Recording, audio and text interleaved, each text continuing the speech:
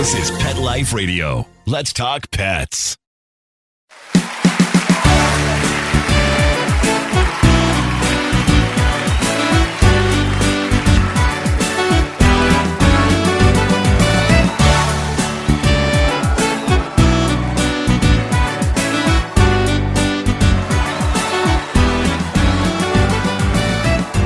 Hey everybody, welcome once again to Groomer Humor on Pet Life Radio. As always, we are your hosts. I'm Rudy V, along with my son, Anthony Ray. We're so excited about this show, guys. Today's show, we're going to be talking a little bit about the psychology and the mindset and kind of developing a really close relationship. We should either know this or learn this on what it takes to make for a better client relationship / dog relationship as a professional dog groomer. Guys, I know it's wordy, but to sum it up, we're just going to get into the nitty-gritty of some ideas of what it takes to be a better dog groomer and learn a little bit more about our clients and the dogs. So we're going to go over some stuff. There's a lot of factors here. We're going to go over a lot of different things. So we're going to come back with all of that and much, much more on Groomer Humor. Does your dog itch, scratch, stink, or shed like crazy? Come to Dynovite for help. Order a 90-day supply of Dynovite. Everything we tried failed except the Dynovite. Pick up 2 bottles of Super Mega Fish Oil. Get the 3rd bottle free. Packed with omega-3, DHA, and EPA fatty acids. Super Mega is great for your dog's immune system, healthy skin, and soft, shiny fur. Dogs love it. Try Super Omega Fish Oil. Buy 2, get 1 free. At Dynovite.com. DINOVITE.com.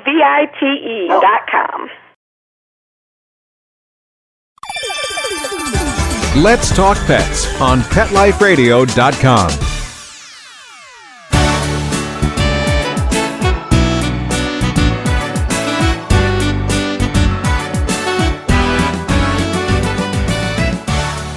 Welcome back to Groomer Humor again. Rudy V, Anthony Ray on Pet Life Radio. Guys, we're so excited to be talking to you guys again. Thank you to all of our listeners out there. So, as mentioned, we want to get into the psychology and the mindset of what it takes to be a dog owner. You know, Anthony may struggle with this one. Anything brain related, Anthony finds a little challenging. So I don't know about this particular show, Ant. What do you think? Well, first of all, we all have our vices, just like you struggle with anything walking related. I mean, have you looked at your varicose veins lately? That they look like a constantly rerouting GPS, tons of highways and recalculating.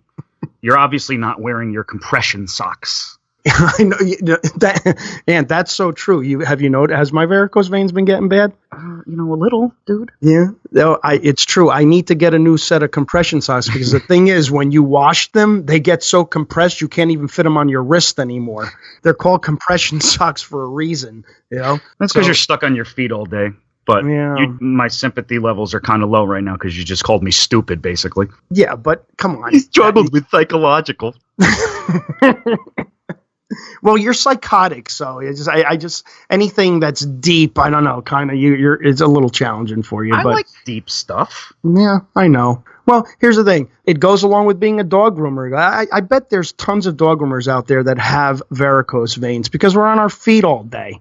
So I guess it's part of the psychology. Yeah. No. Well, let's get into it. Let's get into some of the deeper things that dog groomers have to think of. And like I said before the break, there's a lot of factors here. And guys, you know what? We want your feedback on this too, because this is really, really important to us. A lot of factors come into play when we meet a dog or a client for the first time, okay? There's so many things that have to be kind of psychoanalyzed. We have to ask questions right off the bat. Like, we need to kind of know what the dog's environment is like at home. We really do. It can be various things. I mean, you can live in a household where there's a lot of kids, or there's like long-term illness of a loved one in the house, or maybe the dog lives in a college frat house. I mean, there's just so many variables that really need to be kind of brought to the surface where dog groomers need to know this stuff. And again, we need to sum this up in like 10 minutes, like the background of this dog. For example, if a dog lives in a where there's a lot of kids, a multi-person household, and there's a lot of kids running around, it may affect the dog in two different ways. The dog may really love children, or the dog may hate children, So it's very, very important because, we have dogs coming in and out of our shop. So, what if Mrs. Jones is picking up her dog and she's got two kids with her, and I know that this dog does not get along with kids. I'm obviously not going to have them pick up their dog at the same time. So again, the psychology of it and the in-depth description of what we need to know. I want to know how the college frat house dog would respond to grooming. We've had that, though. I don't know if you were working with me at the time or not, but we had a college frat dog. He was an English bulldog. Ah, yeah, and they named. Oh God, what was his name? It was a weird human name, like Doug.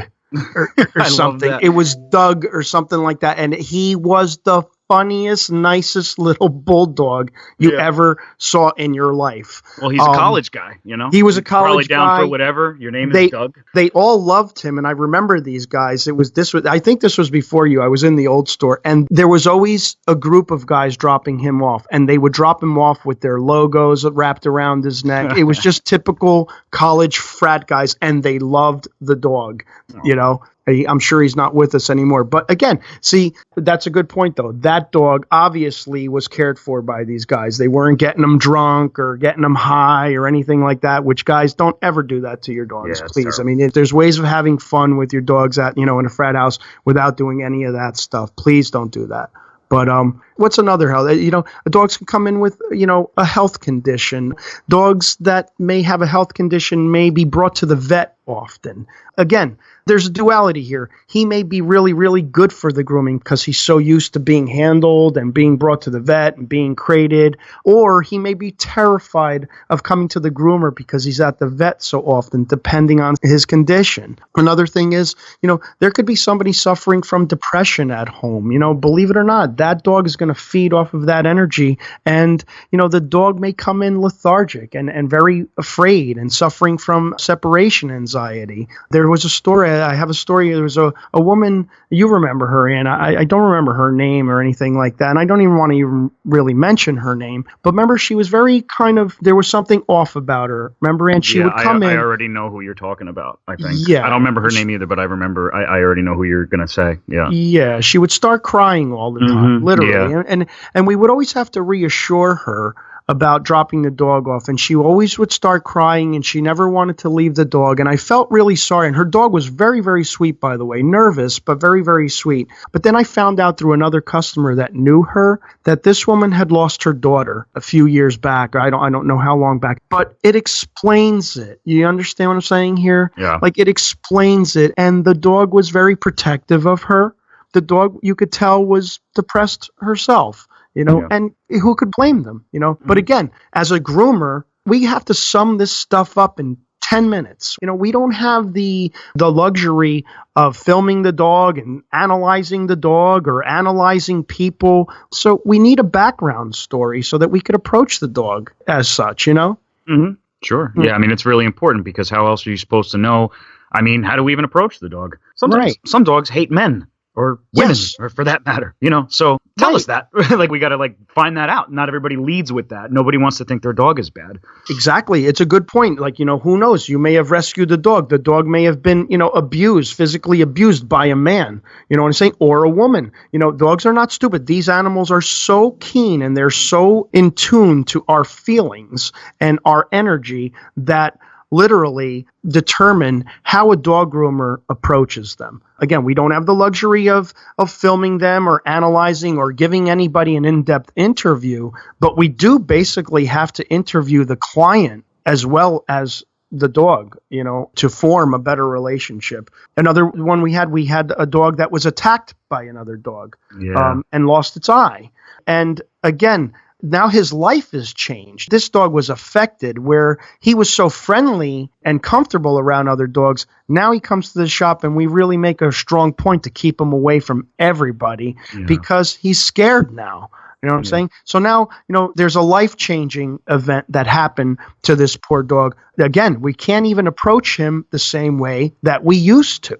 Now it's a totally different approach. We have to book him on a day that might not be as busy, or we have to book him on a day that we know we don't have a particular breed of dog that he was attacked by, or a barking dog. So again, it's these little things as dog groomers that we learn and we have to kind of adapt to all the time. It can be even a dog that just wasn't cared for properly, whatever. It could be an elderly couple that just doesn't have the money or the means or the transportation to get to you or get to us, where, okay, now this dog isn't used to the process.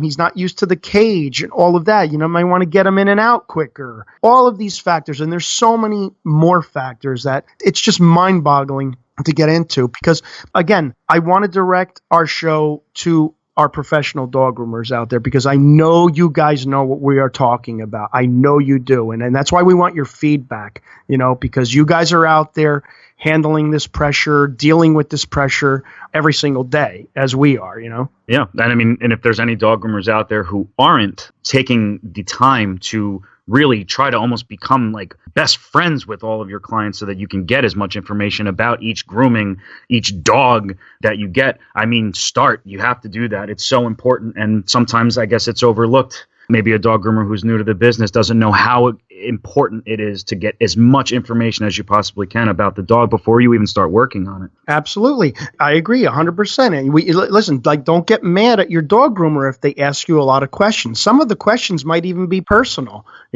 But again, when you go to a doctor's office or a dentist's office, hey, man, is there any cancer in your family? How many times did you poop today? You know what I'm saying? They're going to ask you real personal questions. Yeah. We need to know the same thing. Hey, does your dog have diarrhea today? Because if he does, he might be having an off day, Right. And again, I think that the consciousness and the awareness is changing in the dog grooming industry, as well as any other pet industry, where we need to know. We want to know. There could be a dog that, whatever, you have no idea, could be tied up in a basement. This dog still needs a grooming, right? How do I approach it? Think about it. It could be a dog that's tied up in a basement, and the only thing that this dog knows is an occasional backyard visit, and he's back down into the basement looking at four walls. Oh, yeah. Right. And we want him groomed, and we want his nails clipped. Oh, and ironically, he's a 100-pound Rottweiler coming in. Now this dog is in your shop. You know what I'm saying? Think about that. Mm-hmm. This dog is pissed. Right. This guy is making Charles Manson seem like a friendly guy now. This dog. like a scout leader. Yeah, you know what I'm saying? And he's in your shop now. Right. That dog's looking around like, whoa, let me at him. Whoa. Yeah. But still you're going to have that same person just expecting you to clip the nails. Oh, yeah, by the way, he hates it, and he gets very aggressive when you touch his feet. All right. Guys, it just doesn't work that way. Oh, okay, we'll be out in 5 minutes. I wonder how this nail clip's going to go. Well, I didn't get to clip his nails, but my fingers are clipped off right now. Right. I didn't get to clip his nails, but I'm missing my right earlobe. Please take your dog. I have to go to the doctor now. Exactly. So again, guys, we want to know what is the background. We really need to know the background of your dogs and you. And like you said too, and I love the part of it where you establish a friendship with your clients. We're seeing people once a month, Mm-hmm. I've made more friends through my grooming shop than I have, anywhere, just because we see them and we know them, and it's a beautiful thing, actually, Honestly, it's one of my favorite parts of the business, of the industry itself. It's part of the gratification. We become friends with these people. Yeah, some people aren't as social as other people, but for the most part, we're very lucky too. We have very, very nice clients, and everybody really loves us, and we love them. But it's the best part of it, really, or one of the best parts of it is you get to hear a lot of people's lives and people's stories. We give them a chance to vent a little bit once in a while. We're very approachable. So, a customer of ours might be having a bad couple of weeks, and they'll fill us in on life. We always ask everybody, how are you? How have you been? Right. Again, we're gauging a little bit on how the dog is going to be that day, but we do care. So it's, we're talking to people, and, sometimes it's bad news, sometimes it's exciting news, and we get to vibe with them like that. And everybody likes to talk a little bit about themselves, so we give people a chance to do that, and you do become friends. I have a couple of our customers' numbers, like personal numbers. I watch baseball games with a customer of ours named Tom once in a while. Tom and Lauren, Greg and Kim. Come on. Yeah. The list goes goes on. I mean, it just goes, Right. and like you said, it's not always about the dogs. You really do, you start having a relationship, and it's fun. It's fun. And once you get to that level, you're doing something right too, Right. Yeah. I mean, and I know some people are very, very scared of leaving their dogs with people or leaving their dogs with the groomer, but at the very least, when you become that close with your customers, it just cushions the blow a little, and now they're just worrying that much less because now they feel like they're leaving their dog with a friend as opposed to, oh, he's just our groomer. And we never speak really, we pick up, we drop off, and some people prefer it like that. But most people, I mean, can you blame them? They want to be comfortable. Sure. Yeah. Again, it's the dog groomers out there know what I'm talking about. This is really, really a beautiful career. And it's a very rewarding career, not just what we do with the dogs, but like we're talking about, like you establish a friendship, and believe it or not, the dogs are feeding off of that energy too. The dogs know, like Coco, who just picked up with Griff the other day, like the dogs know that we love their owners, and it's just kind of, how many gatherings do we have in our little retail when we're giving back the dogs? And how cute is it, when the dogs keep coming back and saying goodbye to us and stuff like that. So it's just very, very, keep the positive energy going. And in my opinion, the more you know about the dog, the more you know the dog's owner, the better that energy is going to be. It is a very, very rewarding career. Anybody out there that's even thinking about becoming a dog groomer, do yourself a favor, do it the right way, go to grooming school. Contact Erica Salvamini. Please, guys, if you're in New Jersey, just for Paws Dog Grooming Academy, guys, we keep plugging them because it's one of the schools that we really, really highly recommend. We want you guys to go to grooming school and choose this as a career. Plus, Erica's the queen of energy and the deep stuff that we're talking about. Yeah. This is someone that knows the psychology of dog grooming, because there is a psychology of dog. There's a psychology of everything. Again, it's like, you can have that timid dog. What is that one dog that was afraid of like the stepping on sunlight? Oh, yeah. We had the dog. Yeah, he was afraid of whenever the sun would come through the windows or the doors at home, he wouldn't want to step into the sunlight. Yeah. So I mean, right there. I mean, first of all, that's adorable. I love when dogs have little quirks. It's cute because it's harmless, So it's just adorable. But I'm glad you actually brought that up, because that's a perfect example of, if we didn't know that, then what happens if when you go to take him out for his walk while he's with us, and then the dog starts freaking out and you have no idea why? Exactly. How are you even supposed to react? What are you supposed to do? It's going to scare the hell out of you, and it's going to scare the dog too. And now we know, it's sunny outside. Let's not walk him right now. Maybe some clouds will come over. We'll get him out at the right time, or It's kind of like you being scared of shower water. Why does it? Okay, first of all, a couple problems here. It's not the shower water that I'm afraid of. It's just the concept itself. It's the whole process. First of all, now you're wet. Now you have to undo that. It means you got to come out. It's too much work. Yeah, you got to dry off. That alone, it's just like, do you ever feel like when you get out of the shower, you're just never dry again ever? Yeah. And so it takes a lot to get back to real true dryness, and then. You got to put your clothes back on, and it's ridiculous. You have to take them off in the first place, and you got to powder down. It takes time away from your couch too. Yeah. It takes time away from my Zen time. And now I'm never sitting on my couch and thinking, you know what, time to get up and get wet. You know what I mean? It's just showering's very overrated. It is. Who needs it? Honestly, here's the thing. I used to say this on stage. It is my lifelong dream to become so dirty that I break through. And it comes full circle, and I become clean again. I want to make that scientific break without a shower. I want to make that scientific breakthrough where you become so dirty that those germs on your body eat the rest of the dirtiness, and you just become the cleanest person in the world. There has to be a light at the end of the tunnel. There has to be. Yeah, like instant disinfectant. Right. A natural disinfectant. Anthony's favorite cologne is Lysol. Actually, my favorite cologne is any cologne that's near me before I go out, so that I don't have to shower. Just spray that. There's been times where my friends will be like, "Why are you spraying? Like, aren't you going to shower?" It's like, "Nah, I'm just going to spray this. It's good enough." Good. Yeah. All right. Well, there you have it, though. Everybody has their little peeves. Sure. But yeah, you know what? I want to, I wanted to tell a quick little story. This was just in the news. I really like to kind of update what's going on. And this is a little bit off topic, but because we've always talked about kind of liabilities and things like that, and how, groomers and other venues, rescue workers and kennels are all, kind of definitely imposing a liability release form. Well, this is a quick story, happened here in New Jersey. A woman was in a car accident with her dog.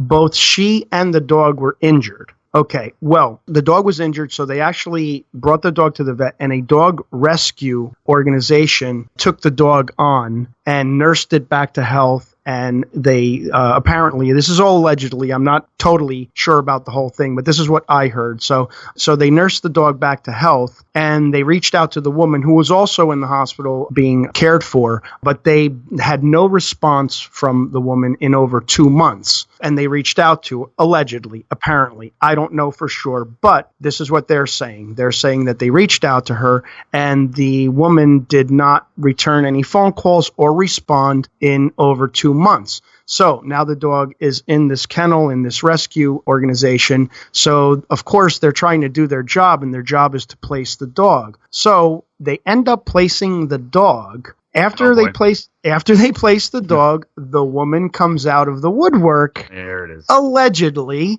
and accuses the rescue organization of wrongly adopting the dog out. Man. So, I mean, what a mess that is. Right. So by the time this show comes out, I mean, because this is just kind of happening now, but by the time this show comes out, which will probably be a couple weeks from now, we'll find out more what happened with this. But I just thought it was interesting. What's the story? Like, was the woman kind of like letting them service the dog and take care of all the vet bills, and and now it's my dog again? Or did the rescue place, adopt it out too soon? I don't know. I really don't know. But I just want to throw that out there. And in case you guys haven't heard it, we're going to stay on top of that story and find out what the outcome is. Yeah. Yeah, that's just it's just more proof that, man, in the pet industry itself, in this business, I mean, gosh, it just gets so touchy, and a lot of people get sued in the pet industry. Everybody gets sued. And here's the thing. If they weren't negligent, they are literally getting sued for just doing their job, and that for doing their job. And again, like you just said, we don't know the whole story anyway. But if that's the case, it's like, man, wow, it just happens so much more often than you'd think. It does, and it's happened to me at times. I mean, I acquired 2 of our cats, Anthony, through the shop because people dropped off the cat for a grooming and never picked up. Never came back, right. Never came. I'm calling the number. I don't verify a number when somebody's dropping off their pet. I'm calling the number. There's no number to be found. I'm looking for their address, and it's like, oh, there's no such address. Huh. You know what? I wasn't planning on having a new cat this week, but I guess now I do. You know what I'm saying? Love you, kitty. I love you. Yeah, exactly. And, we were lucky because they all ended up being really sweet cats. Yeah. But, like, what if that happened and then 2 months later they come back and they go, hey, I want my cat. Whoa. Yeah. You owe me $600 because I just had that cat to the vet 3 times for the sniffles. Right. And you owe me for the food too. Yeah. That I'm feeding your cat. Yeah. I mean, I'm all about a late pickup, but 2 months is a little too late. A couple hours, no problem. But 2 months. Yeah. So we'll see what happens with that story. I thought that would. Yeah, I'm very interested. Interesting. Again, like you said, though, it's, they're being accused of something when they're trying to do their job. We're in the industry, so we're kind of looking at it from, one angle too, where it's like, wait a minute, though, they nursed this dog back to health and they found it a home. That's their job. Right. Right. So let's see what happens. I think it's interesting. It's very interesting. But yeah, we're going to do, guys, we're actually going to go to break. And when we come back, we're going to talk about a couple of ideas on how to establish that client-dog relationship so that we're all better dog groomers and communicating. All that, much more when we come back on Groomer Humor. We'll be right back, right after these messages. Stay tuned.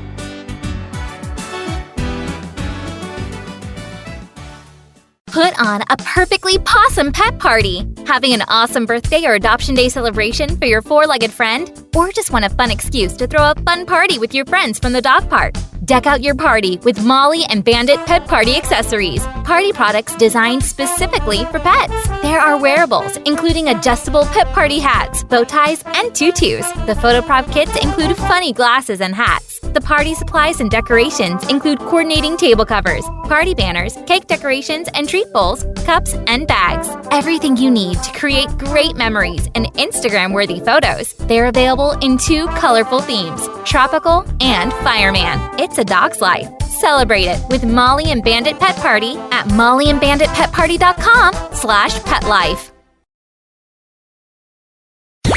Let's talk pets Let's talk pets on Pet Life Radio. Pet Life Radio. PetLifeRadio.com.